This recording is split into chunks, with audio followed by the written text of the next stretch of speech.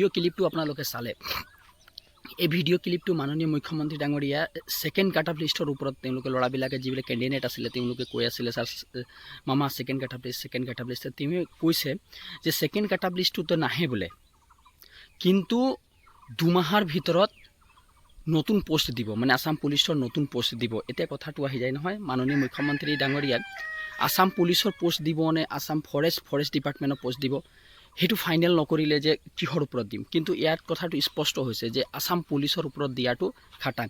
কিন্তু এটা কথা ভাবিবলগীয়া বা মানিবলগীয়া হয়, যিবিলাক ল'ৰা ছোৱালীয়ে মানে মানসিকভাৱে এতিয়া মানে অসন্তুলন হৈ গৈছে যে মানে পাছ কৰিব নোৱাৰিলোঁ, কি কৰিলোঁ, বা ইমান দিনৰ পৰা ৰানিং কৰিছে ফিজিকেল কৰাখিনি মানে যাতে নাম নাহিলে, সেইকেইটাৰ কথাটো বেলেগ কথা। সেইকেইটাতো ক'লে মনত যে ছেকেণ্ড কাট অফ লিষ্ট নাহিব বুলি তো মনত বহুত দুখ আঘাত পাইছে। কিন্তু এটা অলপ হতাশ দিবলগীয়া কথা, যিবিলাক যে ল'ৰা সেই ৰানিঙৰ সময়ছোৱাত পাছ কৰিব নোৱাৰিলে, মানে ফিজিকেল পাছ কৰিব নোৱাৰিলে বা ফিজিকেলত একেবাৰে কম নাম্বাৰ পালে, তেওঁলোকৰ মানে কাট অফৰ বহুত দূৰত থাকিলে, তেওঁলোকৰ কাৰণে এটা হতাশ পাবলগীয়া কথা হ'ল যে নাই নতুন পোষ্ট দিম।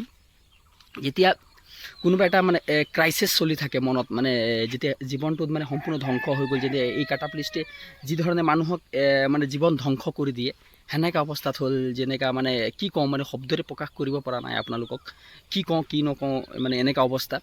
কিন্তু এই 2 মাহৰ ভিতৰত নতুন পোষ্ট দিম সেই শব্দটো কোৱাৰ পিছত মানে বহুতক মনত হতাশ দিব যে কিবা এটা কৰিব পাৰিম, বা এবাৰ যদি আগৰবাৰী কৰিব নোৱাৰিলোঁ, আগৰবাৰী মানে কম নাম্বাৰ পালোঁ, তো এবাৰ ভাল এটা নাম্বাৰ উঠাবলৈ বিচাৰিম, বা যিয়ে হওক নহওক মই সেইটো ইয়াৰ ওপৰত শব্দবিলাক ক'বলৈ মই ভাল পোৱা নাই, মনত দুখ লাগি আছে, কেলে বেদনা লাগি আছে যে ছেকেণ্ড কাট অফ লিষ্টত AB UBৰ একো নাহিলে। তাৰপিছত NCC স্পৰ্ট হোমগাৰ্ড যি APR যাক আহিব লাগে তাক নাহিলে, যাক নাহিব লাগে তাহাঁতৰ আহিছে, কি কৰিবা। তথাপিও যে আমি মানে আপোনালোকে সংগ্ৰাম আমাৰ লগত কৰি গৈছিলে, সেই সংগ্ৰামখনত আমি নৰ্মেলি অলপ বিজয় হ'লোঁ, যাতে যিয়ে হওক আহিলে আৰু যিমানে আহিলে। কিন্তু এটা কথা স্পষ্ট হ'ল যে 2 মাহৰ ভিতৰত, মানে 2 মাহৰ ভিতৰতে আমাক চাহে ফৰেষ্ট ডিপাৰ্টমেণ্ট পাওঁ বা আসাম পুলিচৰ নতুন পোষ্ট দেখিব পাব।